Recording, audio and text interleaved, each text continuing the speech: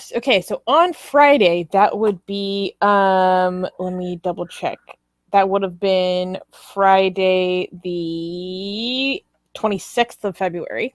The U.S. conducted an airstrike against an Iranian-backed militia in Syria after it shot rockets into northern Iraq and injured U.S. service personnel. The airstrike marks the first in Biden's presidency, and while normally a routine response, it caused particular backlash against the president who campaigned on getting out of quote-unquote forever wars in the region.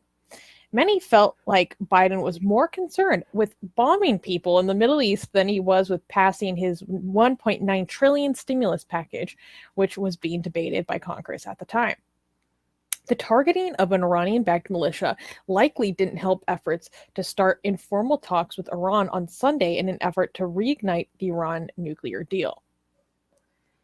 I think, really quickly with that last bullet point. Wait, go back up. Okay. That last bullet point of, the targeting of Iranian-backed militia didn't help efforts to start informal talks with Iran on Sunday in an effort to reignite the Iranian nuclear deal. I really don't like that framing of it. Yeah. Like, it's on us to just take that on its face? Targeting of What? Iranian. This is a deal. There's at least two parties involved. Yeah, what I think didn't help with the deal was this original attack by Iran, though. Yeah. Look at this. So, how you're saying the targeting of Iranian-backed militia likely didn't help efforts to start informal talks with Iran. You know what else didn't help? Iran. Hold on, yeah. Where is it? Oh yeah, this one. Iranian-backed militia in Syria after it shot rockets into northern Iraq. Yeah, so this was in response to Iran. This was in response to Iran attacking United States personnel and also injuring an American citizen in northern Iraq. So why are you saying? I mean, the Iranian-backed militia started it. And to be more accurate, they continued. Like, this is not updated because there has been more recent attacks by Iranian-backed militia. As in last night. As in last night. Yeah, on American citizens, and not just American soldiers, just like civilians, contractors. Civilian contractors. Right. So how come they're framing it as like the targeting of Iranian-backed militia didn't help? Well, what about the targeting by the Iranian-backed militia?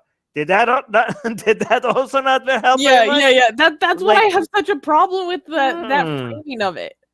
Yeah. This is bias. Okay, let's continue. Okay.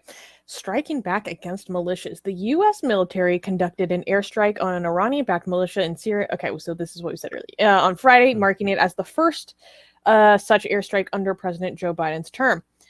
The airstrike was conducted as retaliation after the militia launched rockets into northern Iraq, killing civilians, contractors, and injuring a U.S. service member, as well as other coalition troops. Wait, I think didn't somebody die? I think there was one person that died, like a Filipino that died, but I'm not sure. Well, I know on the strike that happened last night, someone died of a heart attack, right? Yeah, but before that, there was one person that also died in this attack. But okay, someone did die in this attack. I can't remember who they were affiliated with, though. Yeah, but the American was injured, but the person that died, I think, if it was this attack, was Filipino. But let's continue. Okay. Yeah. Despite the airstrikes being a routine response for such situations over the last 20 years, the decision caused Biden to face intense backlash in the U.S. For many, it set the tone and seemed to contradict some of his earlier stances when running for office. In 2009, for instance, Biden made it clear that he wanted to get out of Iraq as soon as possible, as well as speed up the removal of U.S. troops in Afghanistan. Yeah, but this is not a contradiction to that. It's not. Like, okay, we're going to try to get out of Iraq and Afghanistan as soon as we can. Okay, are we going to not respond to somebody attacking an American civilians while we're freaking there. Like you guys know that the taking the troops out of their process, it's not like, whoop, we're gone. Like, you guys know that that's not how it works, right? But if somebody attacks you while you're there, I mean, what are you gonna do? Like, you're just like, oh yeah, we're It's not pretty gonna. insane how it really seems like some people just expect us to just let Iran run amok in the region. Like, Yeah, like, okay, we're not gonna do anything about this like Shia imperialist project. We're just gonna step back and let that just be okay. okay. So Sure. the response to that would be the reason why Iran is able to build an empire there right now is because United States went in initially and took out Saddam and basically opened the door for Iran to come and easily take Iraq and make Iraqi government. It's one of its proxies, and and there's exaggerations of how much control they have, but there's also some underestimation of how much control Iran has in Iraq from both sides. But so that would be the response to what you just said. But yes, that's a fair point. However, What are we gonna do about it now? what are you going to do about it now? Like, you guys, you know what? There are some very good arguments for why Biden should leave Iraq, but a lot of the people that are on the side of why Biden should pull troops out of Iraq don't mention the points for why it's also a bad idea. Like, there are some good. The other side also has a lot of good points. Like, even if you're on the side of hey, let's pull all the troops out, okay, that's a fair position to have. But at least be honest with people and tell them, when you do pull the troops out, you are very likely giving the keys to Iraq to the Islamic Republic of Iran. Like, you could at least mention that cost. Like, you keep this understanding that this is you basically gifting Iraq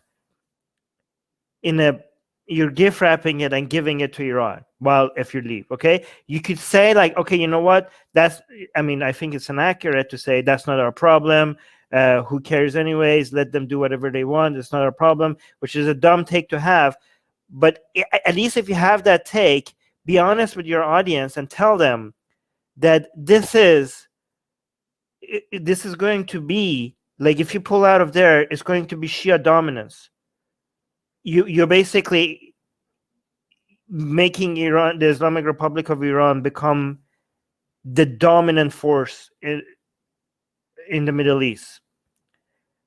And that is probably going to lead to something that eventually will force United States to have to come back to defend its allies, and probably have to deal with a bigger monster that is going to be a lot more costly to deal with at that point, or maybe even impossible to deal with, right? Again, there are some very good points for why United States has to leave ASAP, but there's also some very good points on why they should stay.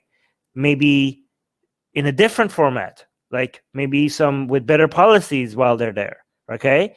But whatever side you are on this, what I've noticed is that people who are on one side or the other, they don't offer their arguments from the other side. They don't tell you that if you leave, Iran will take over. The Islamic Republic of Iran. Yeah. Anyways, let's continue.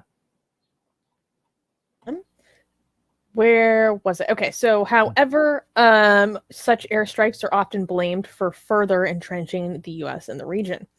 Biden received criticism across the political spectrum, with only a few conservatives praising the airstrike as a necessary move to protect U.S. troops. In Congress, many Democrats called the move unconstitutional, a stance the party has had since at least 2018, when Nancy Pelosi, said a similar airstrike conducted by President Trump required the approval of Congress. The Biden administration pushed back against this, sending a letter to Congress on Sunday saying the president had the power to use limited force without the body's approval via the War Power Act. And this is illegally accurate. And imagine people are saying you can't, Biden didn't, this was illegal because you need to go through Congress. No, you need to go through Congress if you're starting a war. If somebody attacks Americans, and imagine if you can respond. The president at that point has the power, has the authority to respond. Imagine the signal you're sending to the whole world if it was the case that every time you attacked an American, the entire United States Army has to wait for the extremely slow process of the Congress for them to be able to respond. Basically, you're making every American outside of your United States borders a sitting duck. Like, imagine if the president had to wait for Congress to respond to Americans being killed outside of its borders. This whole Congress approval is if they wanted to start a war with another country, not if they are responding to somebody attacking you. Anyways.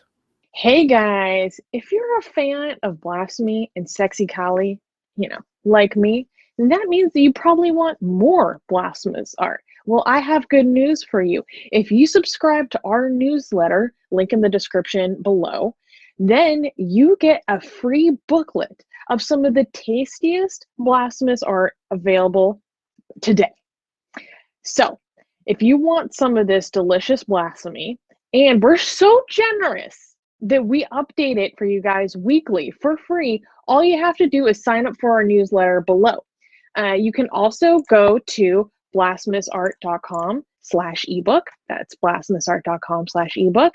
Sign up with your email, and you get free gifts of this tasty blasphemy. What could be better? So make sure you sign up. Link below.